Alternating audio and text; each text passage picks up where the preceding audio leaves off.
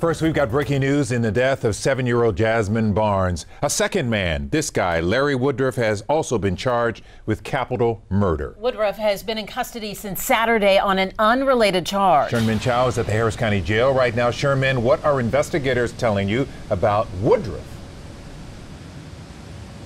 He is no stranger to the criminal justice system and is being held here behind me at the Harris County Jail. He has had a long criminal past, including arrests for drugs, assault on a family member, possession of a firearm by felon, and now you can add to that capital murder charges. Take a look. This is his most recent mugshot taken after being charged in Jazmine Barnes' murder. District Attorney now considering whether to seek life in prison or the death penalty in this case. A tip led authorities to Woodruffe and an accomplice. They pulled him over officially for an obscured license plate, searched him, found 124 pills, apparently Xanax, arrested him for that. Well, today, those drug charges became the least of his worries. Woodruffe's charges for capital murder going through at about the time Jazmine's funeral services were finishing up.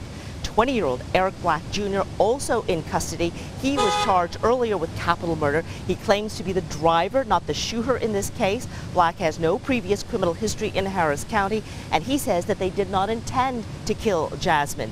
She was in the car with her mother and sisters on December 30th, Sunday morning about 7 a.m. They were in East Harris County. Mom, LaPortia Washington, says they were going to get coffee when a passing vehicle fired at them. Mom originally thought that this might be a hate crime. Authorities got a description of a white suspect. There has since been speculation that witnesses mistook a passerby as the gunman. Now the suspects charged in this case are saying it was all a case of mistaken identity. They thought they were attacking people that they had an argument with at a bar earlier that night. As you know, this case has generated a lot of national attention, many big names wanting to contribute to help, and there has been a $100,000 reward offered in this case. A lot of you have had questions about that, so at 6 o'clock we'll tell you what we've learned about that six-figure reward. For now, we are live in downtown Houston. Sherman Chow, KHOU 11 News.